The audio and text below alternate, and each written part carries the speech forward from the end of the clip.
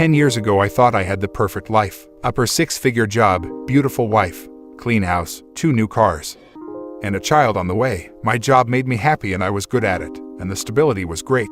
My wife loved me for me and ignored my flaws as I tried to perfect them. In return, I adored her and we seemed to be the perfect couple. People would always compliment us and talk about how envious they were of our relationship and everything. It kept getting better. I kept getting promotions. The kids, now 3, were born, and we eventually moved from an ordinary house to an incredibly nice one. My wife was doing very well in her career optometrist, and we took fun vacations every year. Again, I thought I had it made. I don't know how this would have prompted it, but in early 2015, I bought her a Tesla for her birthday. She hadn't gotten a new car since 2008, and I kept getting new cars. Therefore, I surprised her. She loved it, loved me, and I remember spending that entire day just taking rides in it and figuring out how all of the gadgets and icons worked. It was complete downhill from there. I don't know how that would have triggered anything, but in the months following, she became increasingly distant from not only me, but our children. My oldest 10, female in particular, felt hurt by this and would often try to ensue conversations with her mother in order to get her talking. Some days this would work and she would be pleasant, others it would have the opposite effect. The first time I suspected that I was no longer her man of choice was in July 2016 when I noticed she was no longer going to yoga classes, but telling me she was. We were on the same phone plan, and part of that plan was we could see our locations of our phones. I was routinely browsing the app one day and noticed she appeared to be at someone's house, since she had been irrationally angry that day prior to leaving. I didn't question her about it when she got home from yoga. Instead, I chose to closely observe where she went during her yoga times. It would always seem to end up at the same house, a well-off neighborhood probably a step above ours a little north of town. I was getting ready to confront her when I noticed that she had been returning to yoga again. During this period, she became incredibly distant and hormonal. My entire family had noticed this behavior going on for over a year now, but I had had enough. I sat her down and asked her what was going on. She gave me the cold shoulder, and when I questioned her about the yoga locations, she accused me of stalking, invading privacy, and being a great dick. That's when I asked her, "Are you cheating on me?" Of course, the answer was no. What followed in the weeks to come was distrust, hatred, and plain anger towards me. It was clear she knew I had caught on, and was now trying to play the "I can't believe you'd think this" victim card. But I knew. I saw through it all. When she finally admitted she had seen and slept with another man, that's when I made my mistake. I forgave her. She told me she loved me, she loved our family. And in that moment, I believed her. I thought she could change. I was wrong. We tried marriage therapy. We tried taking adult days. It seemed to work. We were happy, and she was genuinely having fun, and it seemed like I had the old her back. I was relieved. This allowed me to pour more time into my kids and my work, and have less stress overall. My business trip to San Diego, I live on the East Coast, USA, was cut short when my colleague fell ill, and our clients insisted that we reschedule.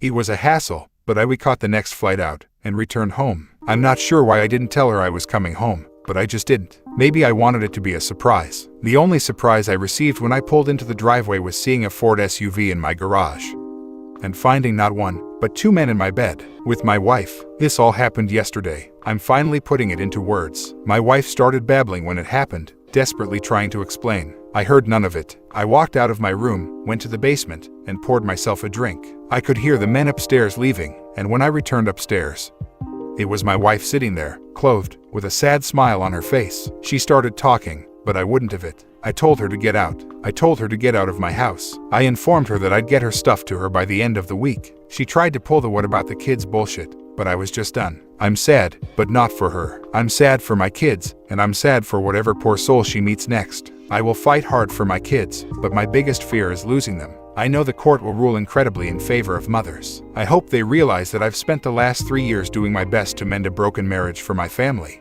and nothing has worked. I told my kids this morning. They asked why Mom didn't spend the night last night. I didn't make them go to school today. They're all upstairs together. This whole situation is terrible for everyone involved, and it could have been completely preventable. I don't pity my wife. I hope that she has one label for the rest of her life: cheater. I want it to follow her. I want people to know she is a prominent optometrist in our area.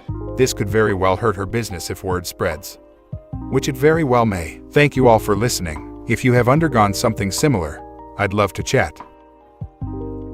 I'm not looking forward to the confrontation. Blindsided my wife with divorce papers after I found out she was cheating. My wife, 29 of 7 years, had cheated on me with one of her longtime friends in mid-July. I discovered text messages back and forth between them after getting suspicious and finally checking her phone. The texts I read were from a day after D-Day, about how good their sex was. I love you, and even discussing a mild fight we had where she recounted things I said and they both laughed about it. I tried to explain that we may be entering a new stage of marriage where we are comfortable and complacent.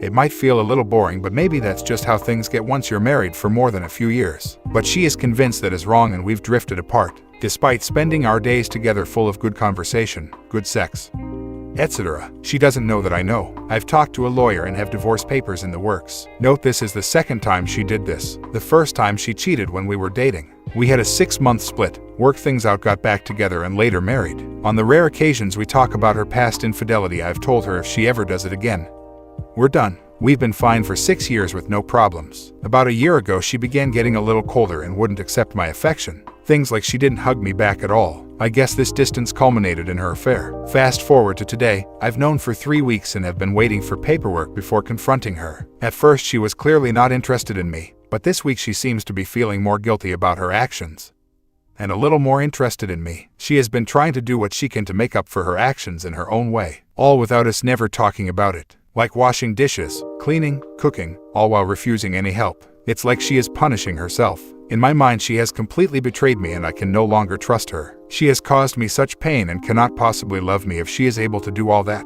Financially we have been okay but struggled a bit because she doesn't want to work. She is finally working for a year but it's a min-wage part-time job and barely covers her bills. I feel like I have to pull all the weight and she is not really my equal. At the same time I still care about her, value the life we built, and will worry about what will happen to her. I think she could easily fall into a deep depression. There is really only one way forward and that is divorce, but I am worried about how she will take it and it will be hard to resist taking her back.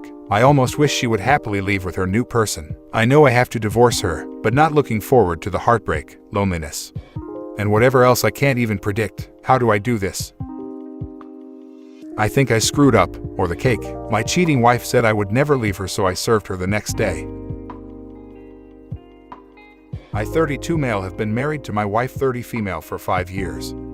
And it feels like in the last year she's become a complete stranger. We were both established when we met, and at first it felt like we shared the same values. I went to a trade school and learned a very technical job. I worked shit entry-level jobs before I proved myself and built a reputation in coding, to the point where my references trumped my education. My wife has a graduate degree and works in a management position. This created a bit of what I thought was friendly tension at the time.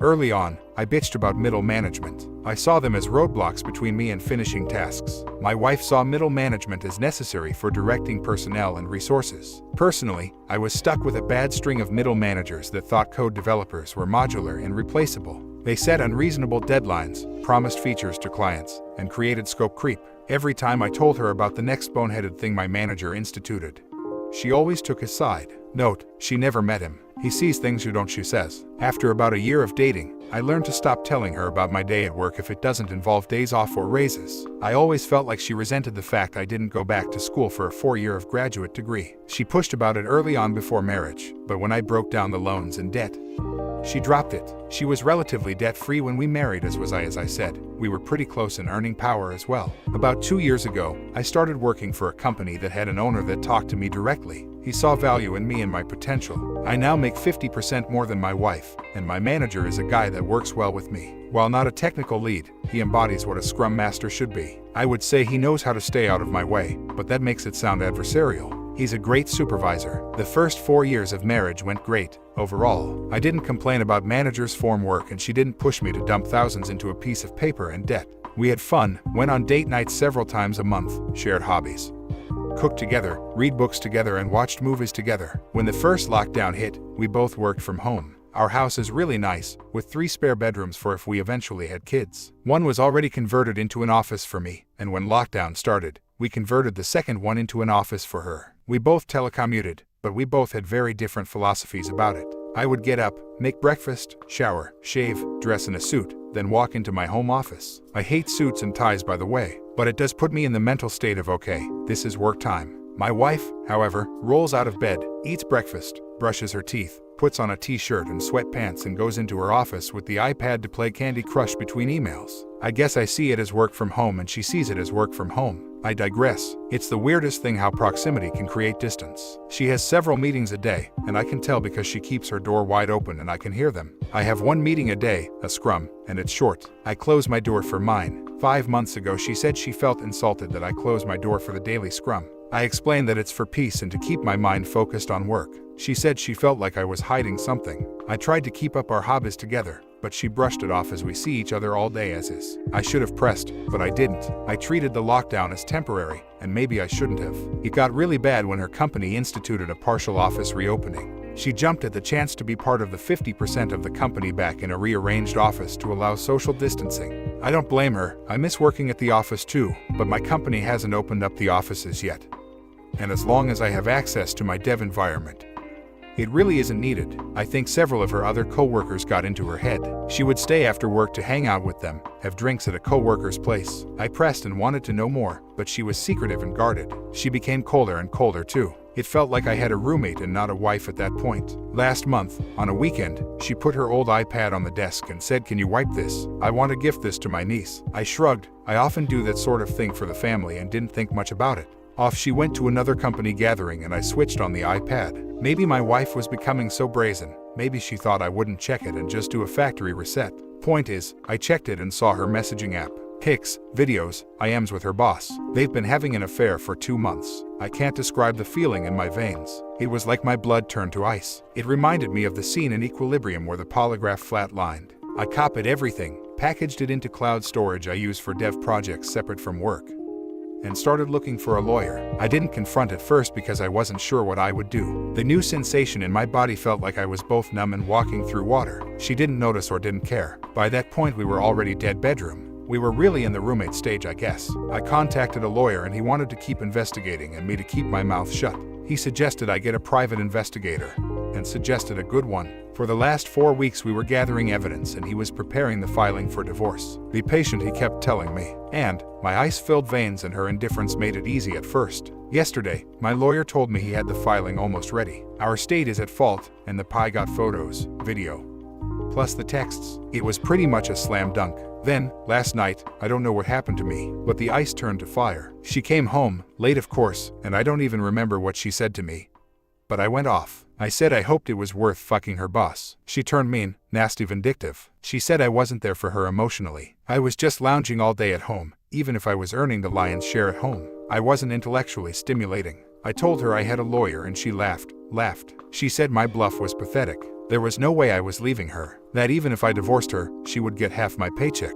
If I stayed with her, at least I would get to occasionally have sex, so I shouldn't mess this up. She was a different person. I said to her that's not a marriage. She laughed. Again. Honey, this is the 21st century. A woman can have her cake and eat it too. She laughed again and she went to bed. I emailed my boss and said I needed a week off to handle a family issue. He of course granted it. I slept on the couch in my office. This morning, she left as I was getting dressed, and only said don't wait up.